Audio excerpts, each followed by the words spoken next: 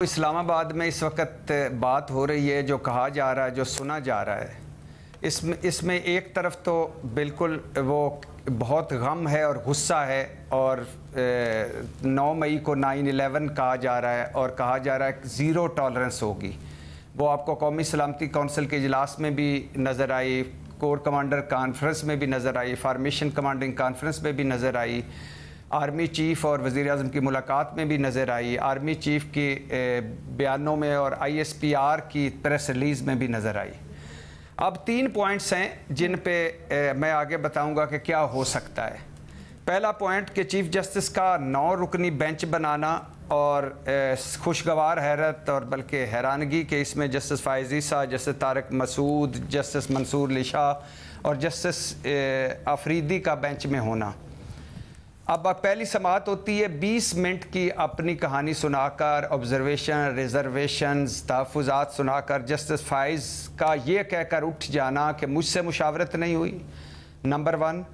پھر supreme court practice and procedure bill جو ہے یا ایکٹ جو ہے وہ اور ہے، اور یہ بینچ کسی اور طرح سے بنایا گیا، لہٰذا میں اس بینچ کو نہیں مانتا۔ اب یہ پہلا پوائنٹ ہے، میں اس بینچ کو نہیں مانتا، یہ ہے، اور وہیں سے شروع ہو گیا متنازع۔ اور پھر جسٹس طارق مسعود کا بھی جسٹس فائز سے اتفاق کرتے ہوئے بینچ سے علیحدہ ہو جانا۔ دوسرا، اور پھر ساتھ ہی چیف جسٹس صاحب کا 7 رکنی بینچ تشکیل دے دینا، ویسے ہی جیسے 2 صوبوں کے الیکشن میں 9 رکنی بینچ بنا تو پھر 7 رکنی رہ گیا، اور پھر چیف جسٹس صاحب نے 5 رکنی سے سماعت کی، اور جب 5 رکنی بنا تو 4 رکنی رہ گیا اور پھر 3 رکنی سے سماعت کی۔ دوسرا پوائنٹ جو ہے، جو سنا جا رہا ہے، کہا جا رہا ہے کہ اعتزاز احسن صاحب اور لطیف کھوسہ صاحب چیف جسٹس سے بھی ملے ہیں، اعتزاز صاحب کے قاسم کے ابا سے بھی رابطے ہیں، اور قاسم کے ابا لطیف کھوسہ کے گھر بھی گئے۔ تیسرا پوائنٹ جو ہے کہ فوجی عدالتیں ابھی نہیں بنی،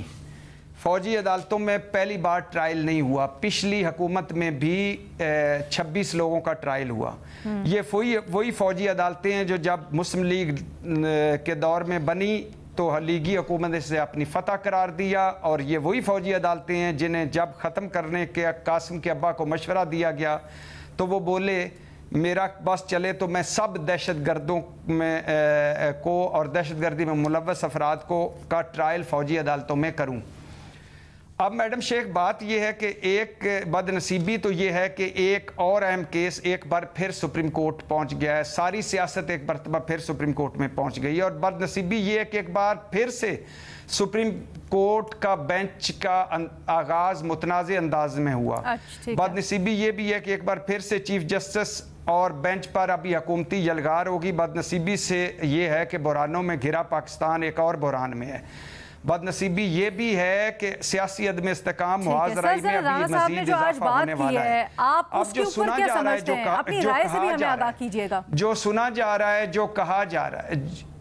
جو سنا جا رہا ہے، جو کہا جا رہا ہے وہ یہ ہے کہ اگر فوجی عدالتوں میں سیولینز ٹرائل کے خلاف فیصلہ آیا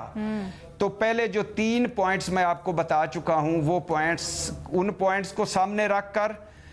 فیصلہ ویسے ہی نہیں مانا جائے گا جیسے 2 صوبوں کے الیکشن کا فیصلہ تھا، یا ویسے ہی سب کچھ ہوگا جیسے 2 صوبوں کے الیکشن پر فیصلے آئے تھے اور اس کے ہوا، یا پھر ایک اور بھی کہا جا رہا ہے کہ ہو سکتا ہے کچھ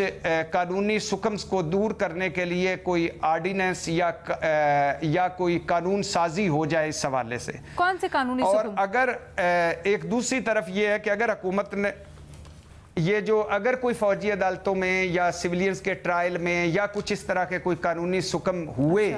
تو اس کو دور کیا جا سکتا ہے۔ اگر حکومت نے فیصلہ نہ مانا یا اگر فوجی عدالتوں میں سیولینز کے حق میں فیصلہ آ گیا تو پھر دوسری طرف سے وکلا اور سول سوسائٹی کی تحریک چلانے کی بھی باتیں سنی جا رہی ہیں۔ تو میڈم شیخ مجھے ایسا لگ رہا ہے، اگر آخر پر میں کہوں کہ جو کچھ میں سن رہا ہوں اور جو کچھ کہا جا رہا ہے اس میں ایسا لگ رہا ہے کہ یہ ٹرائل فوجی عدالتوں میں ہی ہوں گے، اور مجھے ایسا لگ رہا ہے کہ یہ فیصلہ نہیں مانے جائے گا، لیکن بہرحال سپریم کورٹ میں معاملہ ہے، ابھی یہ صرف سنی سنائی باتیں، آگے کیا ہوتا ہے کچھ پتہ نہیں۔